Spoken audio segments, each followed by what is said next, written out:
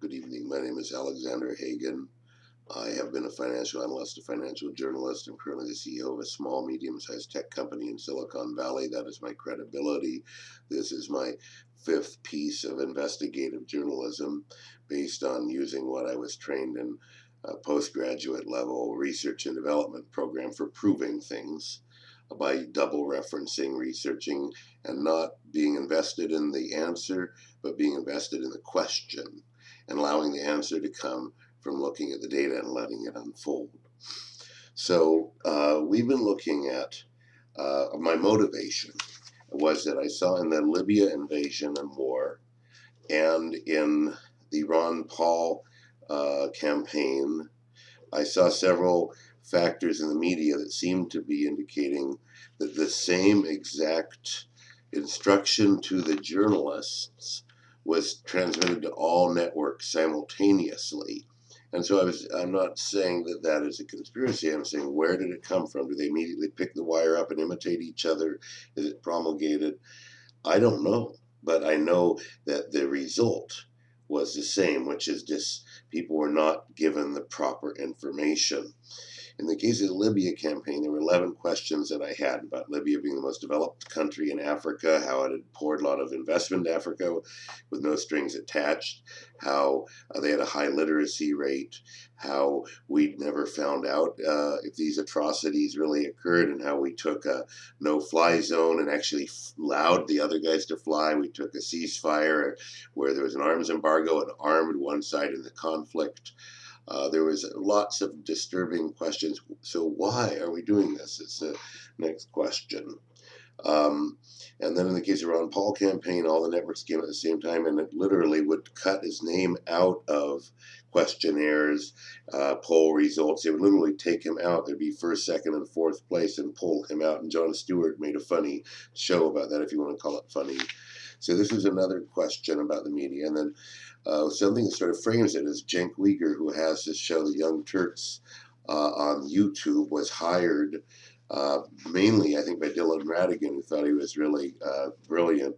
He brought him in, and he was told, it's cool to be a rebel like James Dean, but we're the establishment. And he reported this publicly after he left the show. And there's nothing like a disgruntled employee to blow the whistle. So then you have to ask the question why. When Obama talked about being a constitutional lawyer and so forth, he never transmitted that he wasn't somewhat of a centrist. He wasn't in Congress at the time that the original Patriot Act was passed, but he did vote for the Patriot Act recertification. So we knew there was something wrong with him already. He didn't vote for the war because he wasn't in Congress. I think Obama did something while he was in Congress the others didn't do. But I have to figure out what exactly that is in terms of taking a stand for decency.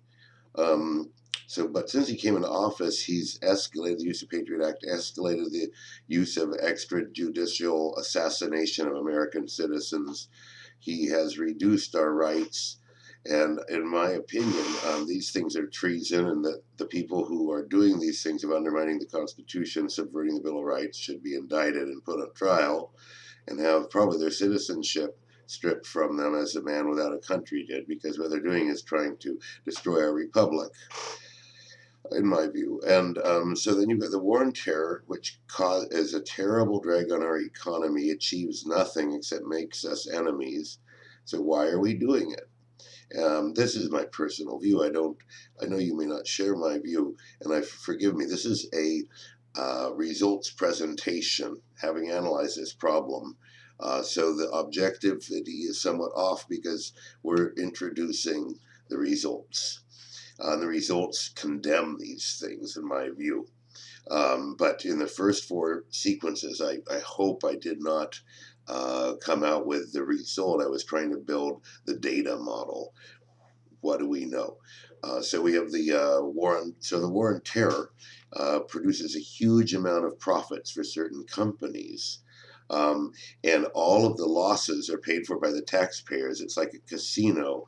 And the military-industrial complex is a house, and we're the marks, we're the gamblers. Except its odds aren't with 1%, take by the house. So you always lose, and they always win. And so why is that so, and how is that so? And then we have the same thing at the state level, which is the correctional system in the United States. The war on drugs produces a similar industry for each state.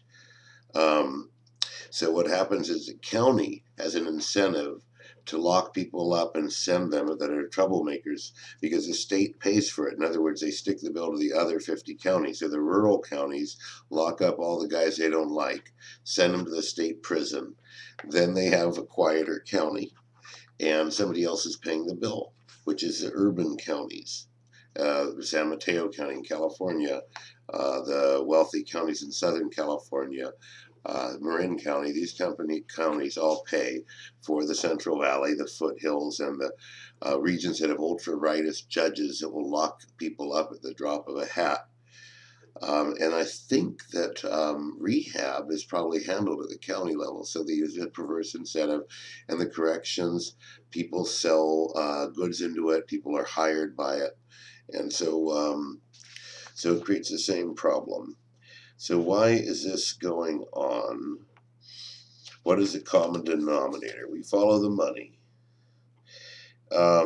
So here's the layout briefly. Okay. We want to look at